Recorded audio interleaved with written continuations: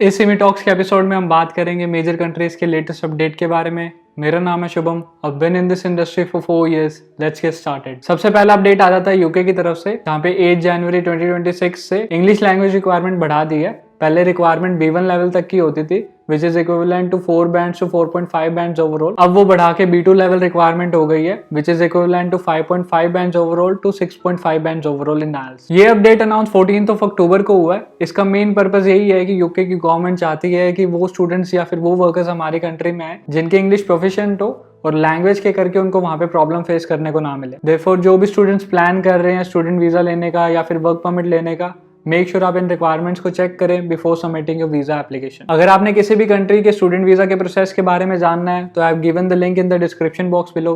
Make sure you check it out. Second update graduate route visa से related है, जहां पर यूके की गवर्नमेंट ने ऑफिशियली अनाउंस किया है कि 1 जनवरी 2027 से post study stay period 24 month से घटा के 18 मंथ्स कर दिया जाएगा। इसका मतलब ये है कि जो भी बैचलर्स या मास्टर्स के बाद स्टूडेंट वर्क परमिट अप्लाई करते हैं, पहले वो 2 साल का मिलता था, अब 1.5 ईयर्स का मिलेगा। इसका मतलब है कि 1.5 ईयर्स आपके पास है जॉब सर्च करने के लिए और स्किल्ड वर्क वीजा में स्विच करने के लिए। हालांकि पीएचडी होल्डर्स के लिए कोई भी चेंज नहीं हुआ है, उन्हें पहले भी वर्क परमिट 3 ईयर्स का ही मिलता था, अब भी वर्क परमिट 3 ईयर्स का ही उन्हें मिलेगा। अगला अपडेट यूके के स्टूडेंट वीजा से रिलेटेड है। स्टूडेंट्स को जो लिविंग एक्सपेंस अपने अकाउंट में मेंटेन कर दें, उसकी रिक्वायरमेंट उन्होंने बढ़ा दी है। पहले जो भी स्टूडेंट्स लंदन टारगेट कर रहे थे या उनकी यूनिवर्सिटी लंदन में थी और वो लंदन में पढ़ाई करने जा रहे थे, उनके लिए रिक्वायरमेंट थी 1483 पाउंड। अब उससे बढ़कर वो हो गई है 1529 पाउंड पर मंथ। और जिन स्टूडेंट्स की यूनिवर्सिटी लंदन के बाहर है और वो लंदन के बाहर ही रहकर पढ़ने वाले हैं, उनकी रिक्वायरमेंट पहले थी 1136 पाउंड, जिससे बढ़कर वो हो गई है 1171 पाउंड पर मंथ। दोनों ही केसेस में जो लिविंग एक्सपेंस है वो 9 मंथ्स के लिए कैलकुलेट होता है। देखा जाए तो लिविंग एक्सपेंस बहुत ज्यादा बड़ा नहीं है, पर अगर आप 9 मंथ्स का कैलकुलेट करते हो तो ओवरऑल आपको 400 to 500 पाउंड का डिफरेंस देखने को मिलेगा। नवंबर के बाद जो भी स्टूडेंट्स करेंगे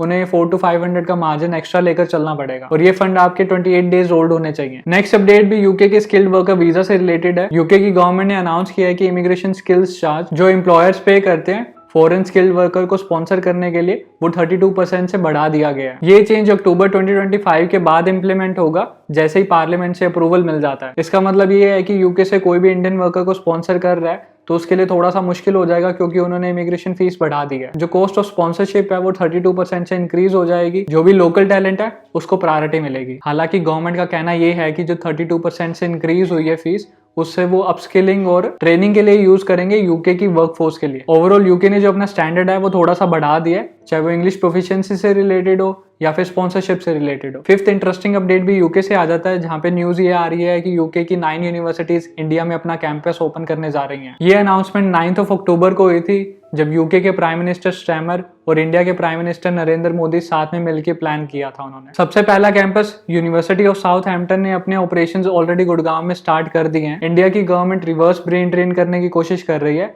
जहां पे इंडिया से बहुत ज्यादा स्टूडेंट्स यूके जाते थे पढ़ने के लिए। अब वो कोशिश ये कर रहे हैं कि यहीं पर ही कैंपसेस ओपन करके सबको यहीं पे ही ट्रेन किया जाए और यहीं पे ही पढ़ाया जाए, क्योंकि यूके में पढ़ने के बाद बहुत ही स्मॉल परसेंटेज इंडिया में वापस आता है। बहुत सारे स्टूडेंट्स वहीं पर ही रहकर वहीं पर ही काम करना प्रेफर करते हैं। यहाँ पे कॉस्ट एडवांटेज भी देखने को मिलेगी, बिकॉज यूनिवर्सिटी ऑफ साउथहैम्पटन जिसने अपने ऑपरेशंस ऑलरेडी स्टार्ट कर दिए हैं, उनकी यूके में फीस रफली around 24 lakh rupees per annum है, पर इंडिया में उसी कोर्स की fees per annum 12 lakh rupees है। तो कॉस्ट एडवांटेज यहाँ पे बहुत ज्यादा देखने को मिल सकता है, पर कंसर्न ये भी आ जाता है कि उस लेवल की क्वालिटी ऑफ एजुकेशन यहाँ पर भी मिलेगी या नहीं मिलेगी। जो भी स्टूडेंट्स प्लान कर रहे हैं यूके जाके पढ़ाई कंटिन्यू करने के लिए, please let me know in the comment section below कि अगर इंडिया में वो कैंपसेस खुलते हैं तो आप क्या प्रेफर करोगे, यहाँ पे पढ़ना या स्टिल आप यूके में जाके ही पढ़ाई करना प्रेफर करोगे। बिकॉज बहुत सारे स्टूडेंट्स इसलिए भी बाहर जाते हैं ताकि उन्हें इंटरनेशनल एक्सपोजर भी मिले। इंडिया में रह के वो एक्सपोजर मिलना थोड़ा सा मुश्किल हो जाएगा। नेक्स्ट अपडेट हमारे पास आ जाता है कनाडा की तरफ से, जहाँ पे 15 अक्टूबर को IRCC ने एक targeted express entry draw conduct किया, जिसमें 2500 कैंडिडेट्स को इन्वाइट किया गया जिनके पास हेल्थ केयर और सोशल सर्विस से रिलेटेड वर्क एक्सपीरियंस है। ये 2025 का 5th बेस्ट ड्रॉ था for the health care and social service workers. ये इंडियन हेल्थ केयर और सोशल सर्विस प्रोफेशनल्स के लिए बहुत बड़ी गोल्डन अपॉर्चुनिटी है। अगर आप एलिजिबल हो और CRS रिक्वायरमेंट मीट करते हो तो एक्सप्रेस एंट्री के थ्रू क्लियर पाथवे PR के लिए ओपन है। नेक्स्ट अपडेट भी कनाडा से आ जाती है, जहां पे 18 अक्टूबर 2025 को IRCC ने अपना ऑनलाइन प्रोसेसिंग टूल अपग्रेड किया है, जो कि एप्लीकेशंस के लिए गेम चेंजर है। अब PR या फिर सिटीजनशिप एप्लीकेशंस को अपने जो स्टेटस अपडेट है वो बहुत ही ज्यादा एक्यूरेट मिलेंगे और एकदम क्लियर कट मिलेंगे। इस अपडेट से चेंजेस ये हुए हैं कि अगर आपकी कोई पीआर की एप्लीकेशन है या फिर सिटीजनशिप की एप्लीकेशन है तो आपको बहुत ही ज्यादा पर्सनलाइज्ड अपडेट और एक्यूरेट अपडेट मिलेंगे। पहले एप्लीकेशंस का सिर्फ प्रोसेसिंग टाइम दिखाता था कि कितने टाइम में ये एप्लीकेशन ओपन हो जाती है जनरली, पर अब वैसा नहीं होगा। अब बहुत ही ज्यादा उन्होंने पर्सनलाइज कर दिया है। एक एक स्टेप आपको दिखेगा उसमें कि आपकी एप्लीकेशन कहां तक पहुंची और कब ओपन होगी और ओपन होने के बाद उसमें क्या एग्जैक्टली चेक कर रहे हैं। इस अपडेट की वजह से ट्रांसपेरेंसी और भी ज्यादा बढ़ जाएगी और एक कॉन्फिडेंस मिलेगा एप्लीकेंट्स को जिन्होंने अपनी एप्लीकेशन सबमिट की है, बिकॉज उन्हें रियल टाइम में पता चल रहा होगा एप्लीकेशन से रिलेटेड क्या चीज चल रही है। नेक्स्ट अपडेट हमारे पास आ जाता है यूरोपियन यूनियन से, जहां पे उन्होंने 12 अक्टूबर को अपना entry exit system officially launch कर दिया है। इसका मतलब ये है कि जैसे ट्रेडिशनली जब आपका वीजा ग्रांट होता था तो पासपोर्ट में स्टैंप लग के आता था, अब स्टैंप लग के नहीं आएगा, आपका बायोमेट्रिक होगा और बायोमेट्रिक के थ्रू ही वो ट्रैक करेंगे कि कब आपने एंट्री ली और कब आपने एग्जिट ली। अगर आपने कोई ओवरस्टे की है तो भी वो उसी से पता चल जाएगा। हालांकि ये अभी इंप्लीमेंट नहीं हुआ है, इसका फुल इंप्लीमेंटेशन होते होते 10 अप्रैल 2026 आ जाएगी। इससे ये प्रोसेस थोड़ा सा और कन्वीनियंट हो जाता है क्योंकि पासपोर्ट डिस्पैच होते होते आने में भी थोड़ा टाइम लग जाता था। नेक्स्ट अपडेट हमारे पास आ जाता है अमेरिका की तरफ से, जहां पे नवंबर 2025 वीजा बुलेटिन जो मिड अक्टूबर में रिलीज किया गया है उसमें कोई भी मेजर अपडेट देखने को नहीं मिला है। एम्प्लॉयमेंट बेस्ड ग्रीन कार्ड में EB2 कैटेगरी की कट ऑफ डेट अभी भी 1 दिसंबर 2013 ही है और EB3 की कैटेगरी की कट ऑफ डेट अभी भी 22 अगस्त 2013 ही है। मतलब जिनकी एप्लीकेशंस इस डेट के बाद फाइल हुए अभी उन्हें और वेट करना पड़ेगा। फैमिली स्पॉन्सर कैटेगरीज में F2A 22 अक्टूबर 2025 तक आगे बढ़ी है और F2B 8 मार्च 2017 तक आगे बढ़ी है। तो फैमिली कैटेगरी में थोड़ा सा मूवमेंट देखने को मिला है,